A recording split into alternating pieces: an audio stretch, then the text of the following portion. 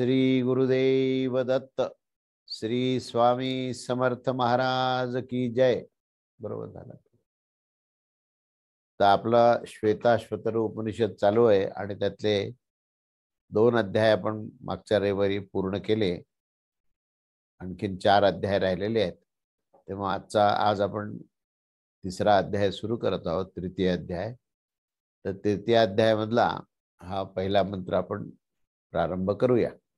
तर पहिल्या मंत्रामध्ये असं म्हटलंय की य एको जालवा निशत ईशने भीहि सर्वान् लोकान् शत ईशने भीहि य एवैक उद्भवे संभवे चय एतद विदुर अमृतास्ते भवन्ति. अन्वय असा आहे की यह एकहा जालवान ईशनीभिः ईशते ईशनीभिः सर्वान् लोकान् ईशते यह एकः एव संभवे च उद्भवे एतत् ये विदुः ते अमृताः भवन्ति. तेव्हा त्याचा शब्दशः अर्थ असा आहे की जो एक जगतरूपी जे जाळं आहे त्याचा अधिपती हा आपल्या स्वरूपभूत शासन शक्तीद्वारे तो ह्या सबंध जगावर शासन करत असतो आणि त्या शासनामध्ये त्या विविध शासन शक्तीद्वारे तो संपूर्ण लोकांवर शासन करत असतो आणि तो एकटाच खऱ्या अर्थाने हा सृष्टी व त्या सृष्टीच्या विस्तारामध्ये सर्व प्रकारे तो समर्थ आहे. त्यामुळे या ब्रह्मतत्वास जो महापुरुष जाणून घेतो तो अमर होऊन जातो, असा या शब्दशः अर्थ आहे. तेव्हा हा परमात्मा कसा आहे याचं इथे वर्णन सुरू केलंय. तेव्हा या पहिल्या मंत्राचा जो आशय आहे तो आशय काय आहे ते बघूया आपण.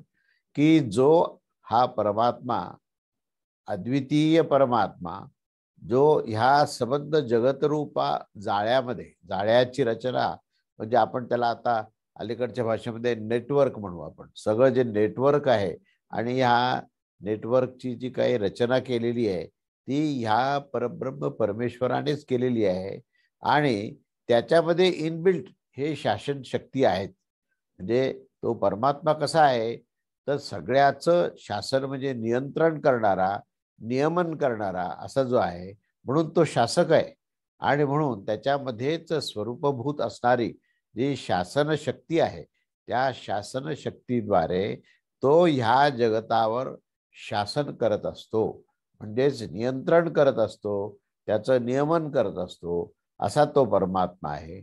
आणि ते करत असताना त्या परमात्म्याच्या मध्येच या विविध शासन शक्ती असतात. शासन करण्याची जी क्षमता असते ते विविध शक्तीद्वारे हे तो समस्त लोकांवर, लोकपालावर यथायोग्य संचालन तो करत असतो. आणि यांच्या शासनामध्ये हे लोकपाल जे आहेत आणि सर्व जीव मात्र सुद्धा जे आहेत ते नियमपूर्वक त्यांच्या कर्तव्याचं हे पालन करत असतात. अशी ही परमात्म्याची नियंत्रण करण्याची शक्ती आहे. आणि या नियंत्रणामध्ये तो परमात्मा स्वयं हा एकटाच असतो. या नियंत्रणामध्ये 2 नियंत्रक, 2 नियामक नाही आहेत, पण त्याच्यामध्ये असलेल्या शक्ती तो त्या ठिकाणी त्या विविध कार्याकरता तो लावतो. पण सर्वांचा अंतिम जो प्रमुख आहे, अंतिम जो नियंत्रक आहे, जो नियंता आहे तो एकमेव अद्वितीय परब्रह्म परमात्माच आहे. आणि तोच ह्या जगतरूपी जाळ्याला निर्माण करतो आणि तोच ह्या जाळ्यामध्ये स्वतःला गुंतवून तो पूर्ण शासन करत असतो. तेव्हा दुसऱ्या कोणाच्याही साह्याशिवाय संपूर्ण जगताची जी उत्पत्ती, त्याचा विस्तार करण्याचं जे सामर्थ्य आहे ते ह्या समर्थ परमात्म्यामध्येच आहे. त्यांनाच आपण स्वामी समर्थ असं सुद्धा म्हणतो. तेव्हा त्या परब्रह्म परमेश्वरास तत्वरूपामध्ये जो जाणतो, म्हणजे ज्याने त्याच्यामध्ये स्वामींना पाहिलं आणि स्वामींना त्याच्यामध्ये, स्वामीमध्ये त्यांना पाहिलं, असं जे महापुरुष असतात. तर महापुरुष कसे असतात तर आपल्या सद्गुरूला परमात्म्याच्या मध्ये संपूर्णपणे व्याप्त पाहणे आणि संपूर्ण परमात्म्याच्या सर्व क्रियेला आपल्याच ह्या स्वामी समर्थांमध्ये पाहणे, असं पाहण्याची क्षमता ज्याला मिळते आणि त्याच्यातून त्याला जे ज्ञान प्राप्त होतं, त्या ज्ञानप्राप्तीमुळे तो सत्पुरुष जो आहे तो अमर होऊन जातो. जन्ममृत्यूच्या जाळ्यापासून तो सदासाठी मुक्त होऊन जातो, सदैव मुक्त असा राहतो. असं हे त्या परमात्म्याचं ज्ञान प्राप्त करण्याचं फळ आहे. तेव्हा त्या परमात्म्याला जाणून घ्या की जो परमात्मा जो अत्यंत असा एकमेव अद्वितीय आहे आणि तो स्वतःच्या जगतरूपी जाळ्याला हे निर्माण करतो, त्याची रचना करतो आणि त्याच्यावर शासन करतो.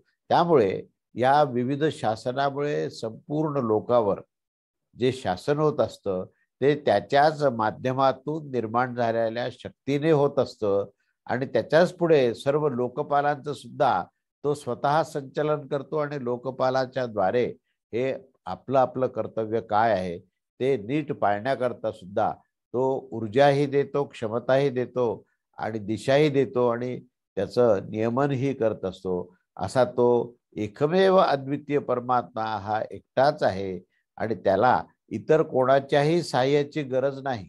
जगाची निर्मिती असो, जगाचा विस्तार असो, ह्या सर्व कार्यामध्ये केवळ केवळ तो एकच परब्रह्म परमात्मा आहे. असा तो महान परब्रह्म परमेश्वर हा जो पुरुषोत्तम आहे तो कसा आहे, तर तो अजन्मा अमर आहे, तो अमृतरूप आहे. आणि या संदर्भातच ही ऋचा या ठिकाणी सांगितली आहे. जे जग आहे ते कसं आहे, म्हणजे जाळं हा शब्द वापरलाय, ते जाळं कशाचं जाळ आहे, तर हे मायेचं जाळ आहे. म्हणजे आपण जे काही अनुभव जगामध्ये फिरतो, भ्रमण करतो आणि आपण जे अनुभव घेत असतो तेव्हा कळत नकळतपणे आपण मोहित होत असतो आणि मोहित होऊन आपण कुठल्या ना कुठल्या तरी गोष्टीमध्ये अडकून पडतो.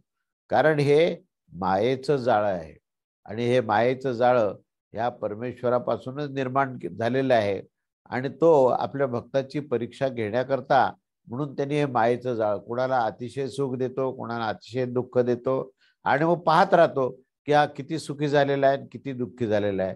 वस्तुतः सुखही खरं नाही आणि दुःखही खरं नाही, तर तो केवळ परब्रह्म परमेश्वर आणि त्याचा आनंद हेच खऱ्या अर्थाने योग्य आहे असं कळेपर्यंत त्याला त्या मायेच्या जाळ्यामध्ये फिरवत असतो.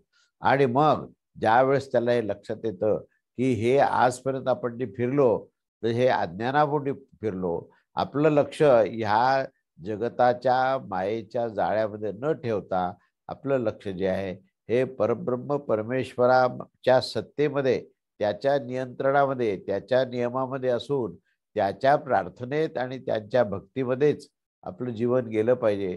त्याचं शासन कसं आहे, त्याची व्यवस्था कशी आहे, तो कसा सांभाळतो याच्याकडे आपल्याला लक्ष. आपण परमेश्वराची व्यवस्थेला आपण इतक्या लवकर मान्यता देत नाही आणि मग असं हवं आणि असं नको हे जे काही आपल्याला वाटत असतं तर हे वाटण्याचं मूळ कारण आपण अजूनही परमेश्वराच्या ह्या व्यवस्थेला आपण मान्य केलेलं नाही, स्वीकार त्याचा केला नाही आणि म्हणून आपल्या मनात असं वाटतं की असं असायला पाहिजे आणि असं नसायला पाहिजे. हा जो काही विचार आहे ना, हा विचारच मुळातून परमेश्वरावरची श्रद्धा अजून परिपूर्ण बसायची आहे हे त्याचं लक्षण आहे. पण ज्यावेळेस सुख असो किंवा दुःख असो ही सर्व परमेश्वराची इच्छा आहे, त्याची व्यवस्था आहे, त्याचं सगळं नियंत्रण आहे, त्यांनीच हे मायेचं जाळं पसरलेलं आहे असं जर आपण जाणलं आणि हे जाणून जर आपण परब्रह्म परमेश्वराचं सामर्थ्य जाणून त्याला पूर्ण शरण जाऊन त्याची जर भक्ती आपण जर केली तर काय होतं हेही पुढे सांगितलंय की तो मग जन्ममृत्यूच्या फेऱ्यामध्ये त्याला पुन्हा पडावं लागत नाही, तर तो अमृत स्वरूप होतो. सर्व दुःख आणि क्लेश ह्याच्यापासून तो मुक्त होतो आणि नित्य जे अनेक प्रकारचे पाशाने आपण युक्त असतो ते पाशही मुक्त होतात. कारण त्याचे प्रकृती संबंध विच्छेद झालेला असतो. जोपर्यंत प्रकृतीशी आसक्तीने कामनेने युक्त होऊन संबंध प्रस्थापित असतात तोपर्यंतच ह्या गोष्टी आहेत.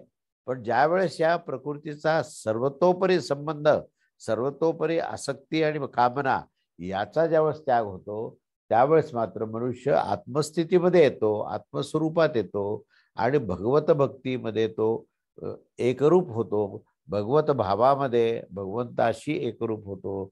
अशी एकरूपता झाली की मग कशाचा जन्म आहे आणि कशाचा मृत्यू आहे जन्म हा देहाचा झालेला आहे आणि त्याचा मृत्यू होईल, परंतु माझा जन्म होणार नाही आणि माझा मृत्यू होणार नाही, अशा प्रकारचा भाव अतिशय दृढतेने त्याच्या अंतःकरणात निर्माण होतो.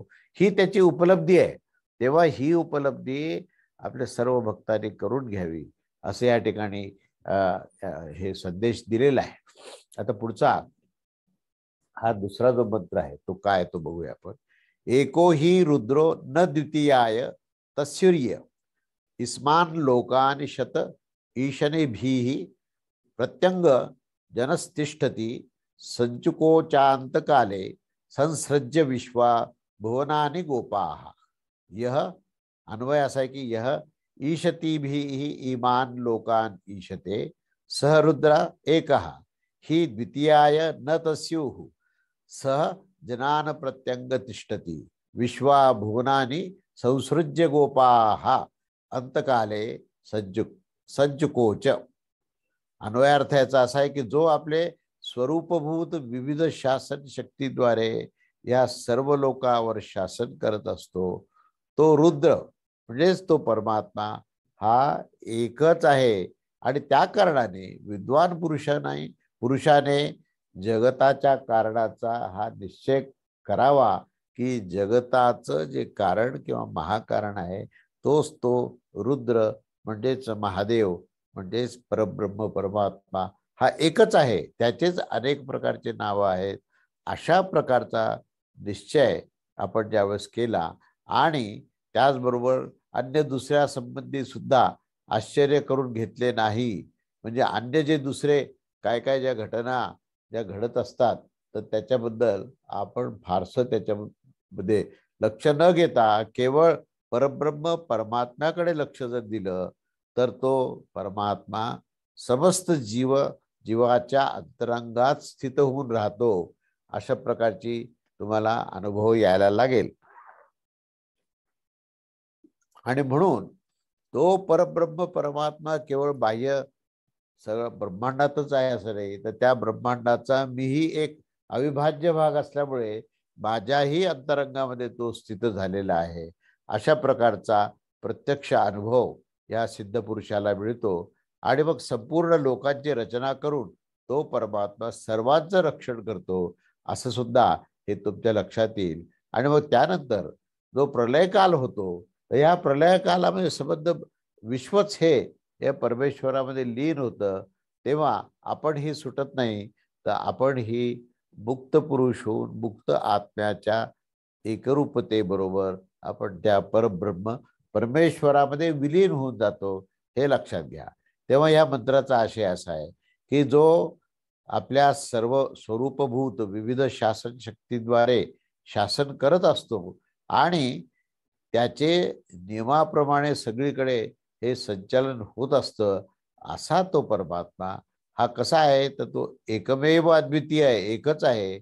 आणि अर्थात यद्यपि या विश्वाचे नियमन करणाऱ्या शक्ती जरी अनेक दिसत असल्या तरीही सर्व शक्ती मात्र एकच त्या परमेश्वराच्याच शक्ती आहेत. त्या मुळातून भिन्न भिन्न नसतात. आणि या कारणाने ज्ञानीजनांनी जगताचे कारण निश्चित करतेवेळी अन्य कोणत्याही तत्वाचा आश्रय घ्यायला नको. सर्वांनीच एकच स्वरात हा निश्चय केला पाहिजे की हा एकच परमेश्वर या जगताचं कारण आहे आणि तो परमात्माच या जीवाच्या अंतर्यामी रूपामध्ये स्थित आहे. आणि या समस्त लोकांची रचना करून त्यांचे सर्वांचे हे संरक्षण करणारा जो परब्रह्म परमात्मा आहे तो पुढे प्रलय कालामध्ये सुद्धा आपल्यामध्येच या सर्वांना विलीन करून घेत असतो.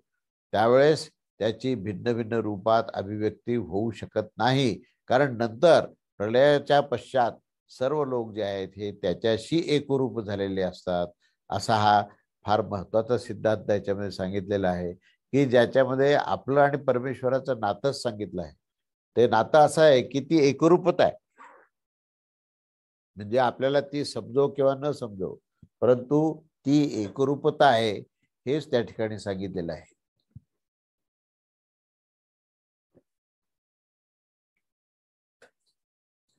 तेव्हा या शास्त्र शक्तीबद्दल जेव्हा ते सांगतात की सर्व लोकांवर त्यांचं शासन आहे.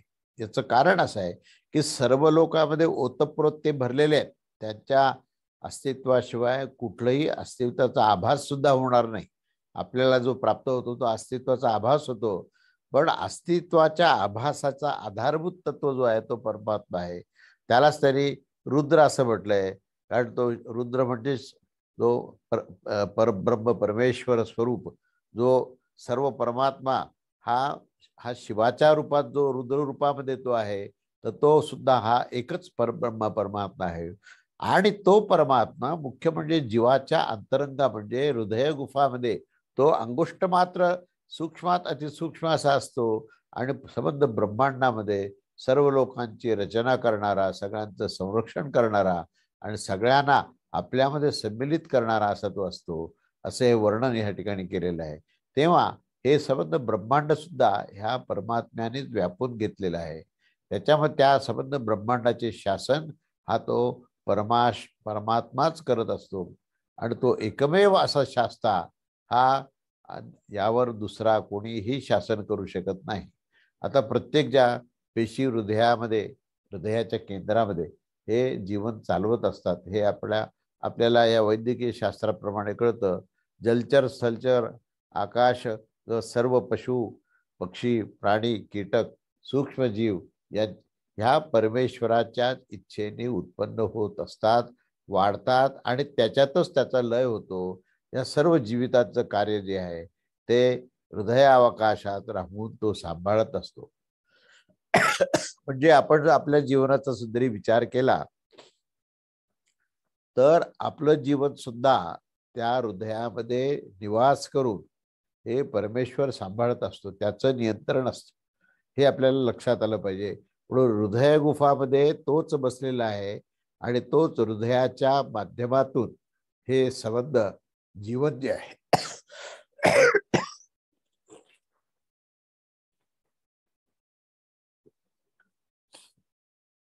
या जीवनाला चालवण्याचं कार्य जे आहे तो परमेश्वरच करत असतो.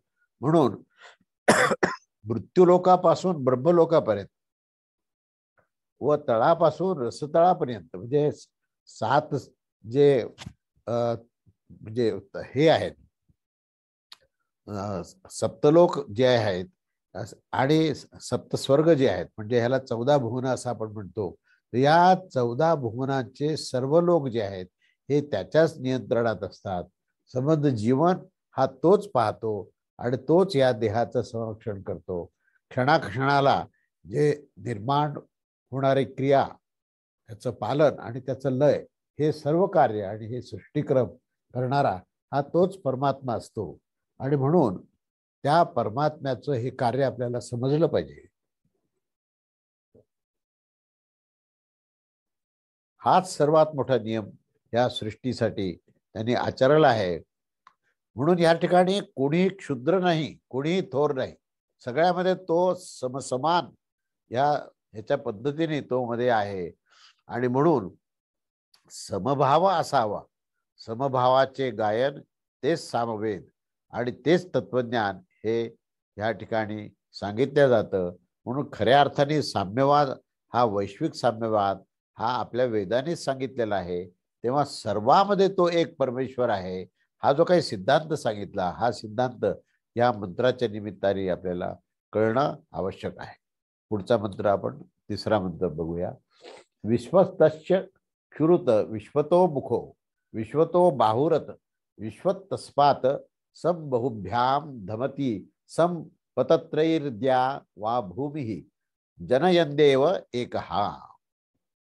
अन्वय असा आहे की विश्वचक्षुषः विश्वतो मुखः विश्वतो बाहु उत विश्वतस्मात् द्यावा भूमी जनयन सह एकहा देवः बाहुभ्याम संधमाते पतत्रैः संधमती. सर्व स्थानावर नेत्र असणारा, सर्व स्थानावर मुख असणारा, सर्व स्थानावर पाय असणारा, आकाश आणि पृथ्वी ह्यांची सृष्टीची रचना करणारा असा तो एकमात्र परमात्मा मनुष्य इत्यादी जीवास दोन दोन बाह्युक्त असणारा युक्त करत असतो आणि पक्षी आणि पतंग यांना पंखाने युक्त करत असतो, अशी त्याची ती निर्मिती आहे. तेव्हा त्या परमात्म्याचं आता ब्रह्मांड व्याप्त वर्णन ह्या मंत्रामध्ये केलेलं आहे. तेव्हा मंत्राचा जो आशय आहे तो असा आहे की तो परमदेव परमेश्वर एकच आहे आणि सर्व जगाचे तो त्याचेच मुख आहे. तो सर्व जगामध्ये आपले मुख ठेवून सर्वांना पाहत असतो. सर्व जगाचेच पाय जे आहेत हे त्याचेच पाय आहेत. सर्व जगाचे जे हात आहेत ते त्याचेच हात आहेत. म्हणजे भाव असा आहे की तो परमात्मा संपूर्ण लोकात असणाऱ्या जीवांचं कर्म, त्यांच्या विचारांची धारणा आणि समस्त घटना करता आपल्या या दिव्य शक्तीद्वारे तो निरंतर निरीक्षण करत असतो. या निरीक्षणामध्ये त्याचं हे सर्व साक्षीत्व या ठिकाणी सिद्ध होतं. त्यामुळे त्यांचे जे भक्त आहेत त्यांना जेथे कुठे शक्य असेल तेथे भोजनास योग्य वस्तू समर्पित करतात. त्या परमात्म्यास ते भक्त जेथे ते असतील त्या ठिकाणीच त्याला नैवेद्य दाखवू शकतात. तो परमात्मा सर्व स्थानावर प्रत्येक वस्तूस एकत्र स्वीकार करण्यासाठी व आपल्या आश्रयास घेणाऱ्या सर्व संकटाचा नाश करण्यासाठी तो परमात्मा समर्थ आहे. आणि जेथे कुठे त्याचे भक्त त्याला बोलवू इच्छितात तेथे तेथे ते एकाच वेळी पोहोचू शकतात. जगामध्ये असे कोणतेही स्थान नाही जेथे त्या परमात्म्याच्या शक्ती विद्यमान नसतात. आकाशापासून पृथ्वीपर्यंत समस्त लोकांची रचना करणारे ते एकच परमदेव परमेश्वर आहेत. आणि मनुष्य इत्यादी प्राण्यास त्यांनी 2 हात असे दिलेले आहेत, पक्षास 2 पंख असे दिलेले आहेत. भाव असा आहे की तो परमात्मा समस्त प्राण्यास आवश्यकते अनुसार भिन्न भिन्न शक्ती देऊन व साधनाने युक्त करून त्यांना संपन्न करत असतो. इथे असे समजून घेतले पाहिजे की हात आणि पंखाचे कथन हे त्याचे मनुष्याचे आणि पक्षाचे उपलक्षण आहे. पण तेव्हा समस्त प्राण्यामध्ये जी काही शक्ती असते ती सर्वच्या सर्व शक्ती ही परमात्म्यानेच दिलेली असते, असा या मंत्राचा आशय आहे. तेव्हा सृष्टीभर नेत्र, विश्वभर मुख, विश्वभर बाहू, विश्वभर पाय आणि आकाशापासून पृथ्वीचा निर्माता असा तो एकमेव अद्वितीय परमब्रह्म परमेश्वर जो आहे तोच या मनुष्याला 2 हात देतो, तोच या पक्षी पतंगांना 2-2 पंख देतो, असे ह्या ऋचाचा अर्थ आहे. तेव्हा परमब्रह्म परमात्मा हा एक आहे, एकच आहे आणि तो सर्वांना हे देत असतो. म्हणजे तो कसा आहे तर त्याचे डोळे सर्व ठिकाणी आहेत. म्हणजे तुम्ही असं म्हणू शकत नाही की आपण आता देवळाच्या बाहेर आल्यानंतर आता काही परमेश्वर आपल्याला पाहत नाही, किंवा आता आपल्या घरामध्ये आल्यामुळे आता आपल्याकडे परमेश्वर पाहत नाही, असं तुम्हाला म्हणता येणार नाही. कारण सर्वत्र त्याचे नेत्र आहेत, सर्वांच्यावर त्याचं शासन आहे. तेव्हा तो सर्वांना पाहतोय हे नेहमी लक्षात ठेवा. म्हणजे तुमच्या माध्यमातून कुठल्याही प्रकारचे चुकीचं कार्य होणार नाही.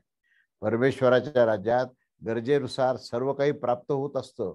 सर्व ठिकाणी त्याचं मुख आहे, तो कोणत्याही ठिकाणी तो बोलू शकतो, कोणत्याही ठिकाणी तुमचं नैवेद्य स्वीकार करू शकतो. सृष्टी रचना करायची त्याची संबंध प्रचंड शक्ती ही त्याच्यामध्ये अखंड असते. आणि सर्वांना सतत निर्माण करण्याची जी शक्ती लागते ती शक्ती व त्या शक्तीचा सुद्धा उत्पत्ती, स्थिती आणि लय हे सुद्धा त्या परमात्म्याच्याच माध्यमातून होतं. तेव्हा सर्वच प्रजा व सर्वच अन्न हे परमात्म्यापासूनच निर्माण होतं आणि त्याच्यामध्ये परमात्माच असतो. अनेकाचेच नव्हे तर सर्वांचे संरक्षण करावयाचे आणि सर्व ठिकाणी आपल्या बाहूने सर्वांनाच आपल्या कवेत घ्यायचे.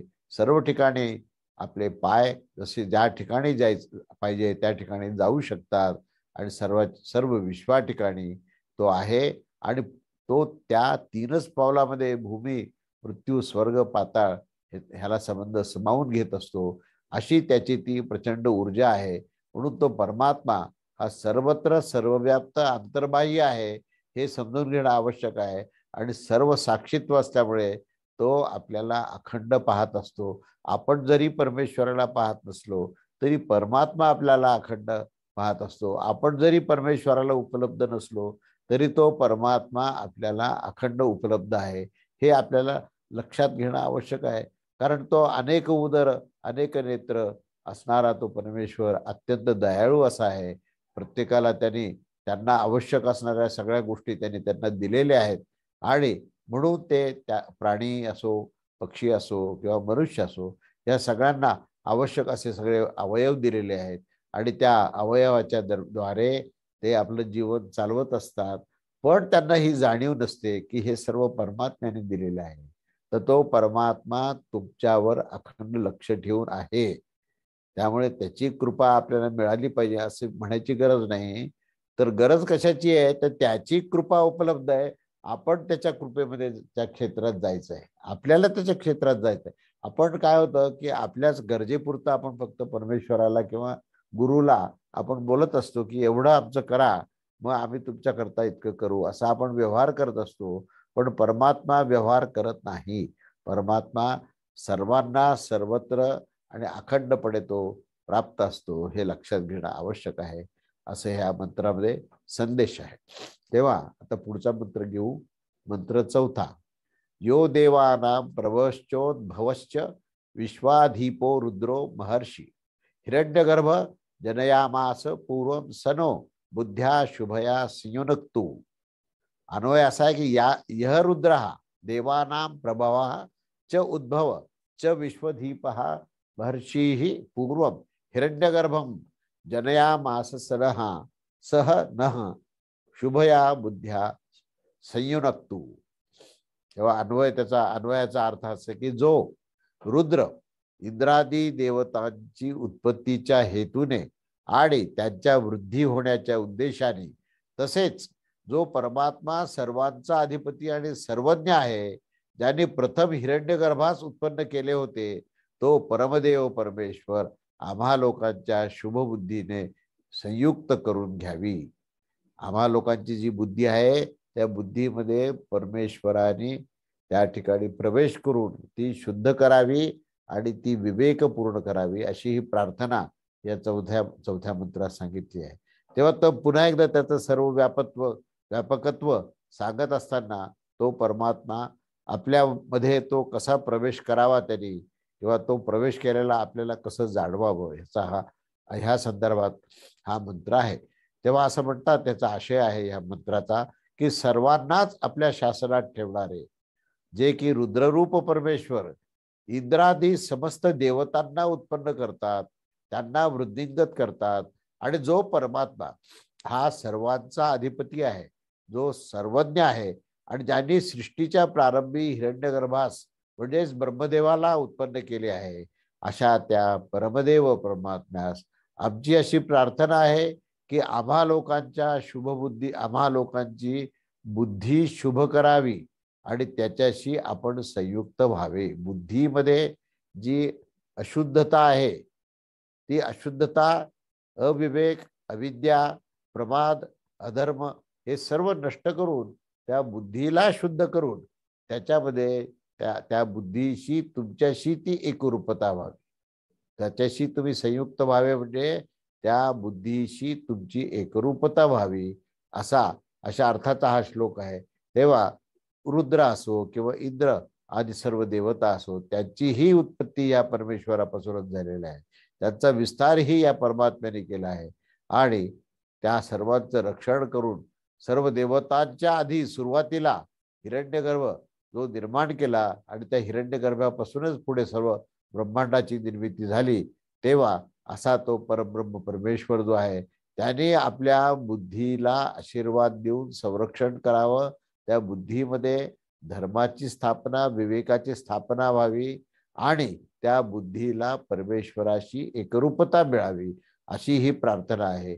तेव्हा ही प्रार्थना ही परमात्म्याला करताना या ठिकाणी सर्वात महत्वाची ही गोष्ट अशी आहे की आम्ही जी आमची बुद्धीचा वापर जो करतो तो केवळ तर्क करण्याकरता, ती मीमांसा करण्याकरता, किंवा आपला जो अहंकार असतो, आपला अभिनिवेश असतो, आपली अस्मिता असते, आपलं अहम ममत्व असतं, आपली ह्या सगळी आसक्ती आणि कामना असते, त्याच्याकरता बुद्धीचा जो वापर होतो तो वापर होऊ नये, त्या बुद्धीला पूर्णपणे परमेश्वराशी एकरूपता मिळावी आणि बुद्धी संपूर्ण शुद्ध होऊन यथायोग्य असं स्वधर्माच्या अनुसार त्याचं आचरण व्हावे असे या ठिकाणी सांगितलेलं आहे. तेव्हा तो परमेश्वराचा आधी पहिल्यांदा त्यांनी महत्व सांगितलं की त्याची विशालता किती आहे, त्याची निर्मिती कशी आहे आणि ती निर्मिती केल्यानंतर त्याचा आणि आपला संबंध कसा आहे आणि आपल्याला तो अनुभव कसा आला पाहिजे अशा अर्थाचा हा मंत्र आहे. त्याच्यानंतर पुढचा 5वा मंत्र हे असा आहे तो, याते रुद्र शिवा तर घोरा पाप काशिनी तया नस्तुनवा शंतमया गिरिशंता विचाकशी ही. अन्वय असा आहे की रुद्र हा ते या अघोरा अपापकाशिनी शिव शिवा तनुहु गिरिशंत तथा शंतवया तनुवा नह अभिचाकशी. अन्वयार्थ असा आहे की हे रुद्रदेव, तुझी जी सौम्य व पुण्याने युक्त असलेली आणि प्रकाशित होणारी जी कल्याणमय मूर्ती आहे, तुम्ही पर्वतावर राहून सुखाचा विस्तार करणारे शिव आहात, परमशिव आहात आणि त्या परमशांत मूर्तीस आमची प्रार्थना अशी आहे की तुम्ही सर्व आम्हा लोकांकडे कृपादृष्टीने पाहावे असा त्याचा अन्वयार्थ आहे. आणि त्याचा आशय काय ते पाहू आपण की हे रुद्रदेव म्हणजेच महादेवाला उल्लेखून हे म्हटलेलं आहे की हे परमेश्वरा, हे महादेवा, आम्ही जी काही सौम्य आणि पुण्यकर्मास प्रकाशित करणारी जी तुझी कल्याणमय सौम्य मूर्ती आम्ही पाहतो आहोत, त्याचे दर्शन करून मनुष्याच्या परमानंद हे प्राप्त होऊन, परमानंद मनुष्यास प्राप्त होऊन त्या मनुष्याला त्या परमानंदातच मग्न होऊन जावे अशी ही प्रार्थना आहे. तेव्हा हे गिरीशांत अर्थात पर्वतावर निवास करणारा, समस्त लोकांस तू आनंद प्रदान करणाऱ्या परमेश्वरा, त्या परमशांत मूर्तीस आमची प्रार्थना केली आहे की कृपा करून तू आम्हा सर्व लोकांकडे कृपादृष्टीने पाहावे. कारण आपली कृपादृष्टी आमच्यावर पडली तर आम्ही सर्वतः पवित्र होऊन जाऊ आणि आपल्या प्राप्तीसाठी आमची योग्यता बनून जाईल. म्हणजे परमेश्वराची कृपादृष्टी आपल्यावर व्हावी असं त्यांचं म्हणणं आहे. पण वस्तुतः अशी गोष्ट आहे की कृपादृष्टी परमेश्वराची असतेच. प्रश्न फक्त आपली दृष्टी त्याच्या कृपादृष्टीकडे आहे का हा खरा प्रश्न आहे. पण तरी पण इथे असं त्यांनी प्रार्थना केली आहे की तुमची कृपादृष्टी आमच्याकडे असावी आणि मग त्या कृपादृष्टीने आम्ही पवित्र होऊ आणि मग तुला प्राप्त करण्याकरता आमची क्षमता निर्माण व्हावी असे या ठिकाणी वर्णन केलेलं आहे. तेव्हा इथे महादेवाला वर्णन केलं आहे की तू तर कल्याणकारक आहेस, तू उग्रतेतून सौम्याकडे घेऊन जाणार आहेस, तू पुण्यकर्माने प्रकाशित झालेली तुझी ही करुणामय मूर्ती जी आहे असा तो शिव जो आहे तो अपापकाशिनी म्हणजे पाप नाश करणारी अशी ती मूर्ती आहे. तू हिमालय पर्वतावर वास करतोस, तू सर्वांचं कल्याण करतोस, सर्वांना सुख देतोस, तुझ्या दर्शनास मनस्वी आनंद आहे, त्यात आम्ही मग्न होतो. कृपा करून तुझे ते परमशांत रूप दाखव व तूही त्याच रूपाने आमच्याकडे पहा आणि त्या दृष्टिक्षेपाने आम्ही सारे पवित्र होऊ आणि तुझ्या प्राप्तीसाठी आमची क्षमता योग्यता वाढव. रुद्रा तूच परब्रह्म आहेस आणि म्हणूनच आम्ही तुला ही प्रार्थना केली आहे की तू कृपादृष्टीने आम्हाला पाहावे. अशा प्रकारचं हे वर्णन आहे. त्यानंतर पुढचा आता 6वा श्लोक असा आहे की याभेशुम गिरिशंत हस्ते विभर्ष्य स्तस्त्वे शिवाम गिरित्रताम कुरुमाम हिंसी पुरुषम जगत. अन्वय असा आहे की गिरिशंत याम ईशुम अस्तवे हंते विभर्षी गिरित्रताम शिवाम गुरु पुरुषम जगत मा हिंसी. अन्वयार्थ असा आहे की हे गिरिशंत, बाणास फेकण्यासाठी हातात धारण केलेले आहे हे गिरिराज, हिमालयाचे रक्षण करणारे देव, त्या बाणास कल्याणमय बनवा. जीव समुदाय रूपी जगतास तुम्ही कष्ट देऊ नका, त्यांचे झालेले कष्ट तुम्ही नष्ट करा असं प्रार्थना इथे पुन्हा एकदा महादेवाला केलेली आहे. तेव्हा ह्या प्रार्थनेमध्ये परत एकदा त्याचा आशय काय ते बघूया आपण की हे कैलासवासी महादेवा, तू सुखदायक परमेश्वर आहेस आणि ज्या बाणाचा वेध घेण्यासाठी तू तुझ्या हातात तो बाण घेतलेला आहे तो हे गिरिराजा तू ह्या हिमालयाचं रक्षण करणारा आहेस आणि त्यामुळे आपल्या ह्या बाणास तू कल्याणमय बनव, त्यांच्या क्रूरतेस नष्ट करून त्यास शांतिमय बनव आणि ह्या जीव समुदाय रूपी जगतास तू जो कष्ट होतोय त्या कष्टालाचं निवारण कर, त्या सर्व कष्टाचं तू विनाश कर, अशा प्रकारचं इथे या ठिकाणी प्रार्थना केलेली आहे. तेव्हा या प्रार्थनेचा अर्थ असा आहे की म्हणजे महादेव हे खरे धनुर्धर, त्यानेच खऱ्या अर्थाने धनुर्विद्या जी आहे ही संबंध वीर शूरांना ही शिकवली. त्यामुळे त्यांच्या हातामध्ये ज्यावेळेस बाण असतो तेव्हा तो बाण कशा करता असतो तर तो रक्षण करण्याकरता असतो, तो कोणाचाही नाश करण्याकरता नसतो, तर तो जीवांचं रक्षण करण्याकरता तो बाण आहे. आणि म्हणून त्यांनी बाणाचा जो वेध घेतला आहे तो ह्या पापांचा नाश करायचा आहे. हे सर्व ज्या वाईट ज्या वामशक्ती आहेत त्यांचा तू नाश करून तू ह्या हिमालय पर्वताचंही तू रक्षण करतोस आणि त्या बाणास कल्याणमय करून तू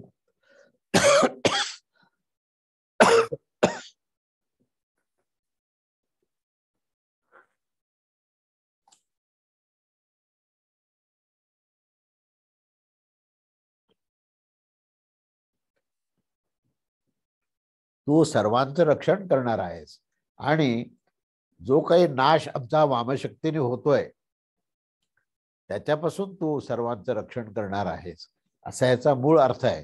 तेव्हा या मंत्रामध्ये रुद्राला प्रार्थना केली आहे की ह्या हिमालयावर राहणाऱ्या रुद्रा तू तुझ्या बाणाचा उपयोग हा भयंकर कार्याकरता करू नकोस, त्यांनी जीवाचा नाश होईल, सर्वांचा नाश तू करू नकोस. तू बाण हा जो बाण आहे तो कल्याणाकरता कर, कल्याणमयी असा तो असावा, असा हा बाण तू हिमालयाचं रक्षण करणार आहे. आणि रुद्र म्हणजे जी उग्रता असते, जी ती घोर कार्य करण्याकरता असते, तिथे तसा वापर न करता तू रुद्र आहेस पण तू शिव पण आहेस, कारण शिव म्हणजेच कल्याणकारी आणि तू सर्वांचं कल्याण करणारा, विश्वाचं कल्याण करणारा आहेस. त्या दृष्टीने तू या जगातला शांत कर, शांततेचा अनुभव इथे झाला पाहिजे. युद्धाने विध्वंस होतो हा अनुभव नवा नाही, मानव नष्ट होऊन जाईल, मानवता नष्ट होईल, तेव्हा तू परब्रह्म आहेस आणि जीवन उत्पन्न करणे, पालन करणे हेही तुझं काम आहे. तेव्हा रुद्रा तू आमची ही प्रार्थना ऐक आणि आता हा तू असा बाण फेकू नको आणि आमचा संहार करू नको. तुझ्या बाणामध्ये करुणा, तुझे बाण करुणामयी हो, कल्याणमयी हो, त्या बाणांनी पाऊस पडो, त्या बाणांनी नद्या वाहोत, धनधान्याने कोठारे भरोत, जनावरे पशु पक्षी मानव समृद्ध होत, तृप्त होत. हे रुद्रा तू शिव हो, हीच ती प्रार्थना आहे आणि हीच प्रार्थना या मंत्राचा मुख्य गाभा आहे. त्यानंतर हा 7वा अध्याय, 7वा मंत्र काय तो आपण पाहूया. ततः परम ब्रह्म परम बृहंतम यथ निकायम सर्वभूतेषु गूढम विश्वस्य ऐक्य परिवेष्टिता विशतम ज्ञात्वामृता भवन्ति. ततः ब्रह्मपरम श्रेष्ठ सर्वभूतेषु यथा निकायम गूढ़म विश्वस्य परिवेष्टितारम तम बृहंतम एकम ईशम ज्ञात्वा अमृताः भवन्ति. तेव्हा याचा अन्वय अर्थ असा आहे की पूर्वोक्त जीव समुदाय रूप जगताच्या पलीकडे आणि हिरण्यगर्भ रूप ब्रह्मापेक्षाही श्रेष्ठ असा या समस्त प्राण्यामध्ये त्याच्या शरीराच्या अनुरूप होऊन लपलेला आणि तसेच संपूर्ण विश्वास सर्व दिशेने घेरलेला अशा त्या महान सर्वत्र सर्वव्यापक एकमात्र देव त्या परमब्रह्म परमात्म्यास जाणून घेऊन ज्ञानी जन अमर होऊन जातात. म्हणजे तो परमात्मा कसा आहे आणि त्याला जाणल्यानंतर काय होतं हे सांगितलंय की तो परमात्मा, याचा आता आपण मंत्राचा अन्वयार्थ पाहिला, त्याचा आशय असा आहे की जो पूर्वी विवेचन केलेला असा त्या जीव समुदायाच्या रूप जगापेक्षाही पलीकडे जो हिरण्यगर्भ नामक ब्रह्मापेक्षाही सर्वतोपरी श्रेष्ठ असा तो परमात्मा समस्त प्राण्यामध्ये त्यांच्या त्यांच्या शरीराच्या अनुरूप होऊन तसे तशा आकृती धारण करून त्यांच्यामध्ये तो लपलेला आहे आणि समस्त जगतात सर्व दिशेने त्याने व्याप्त केलेला आहे. असा तो महान अशा त्या एकमात्र परमेश्वराला आपण जाणून घेतलं पाहिजे. आणि जे ज्ञानी जन त्याला जाणून घेतात ते सदासाठी सदैव ते अमर होऊन जातात आणि म्हणून त्यांना पुन्हा कधीही जन्म आणि मृत्यू हा प्राप्त होत नाही, असा याचा आशय आहे. तेव्हा हा आशय आपण आता पाहिला आणि याच्यानंतर त्याचा थोडासा पुढचा जो गर्भित अर्थ आहे तो पुढच्या रविवारी पाहूया आणि पुढच्या रविवारी त्याचा पुढचा भाग आपण घेऊया. अवधूत चिंतन श्री गुरुदेव दत्त. श्री स्वामी समर्थ महाराज की जय.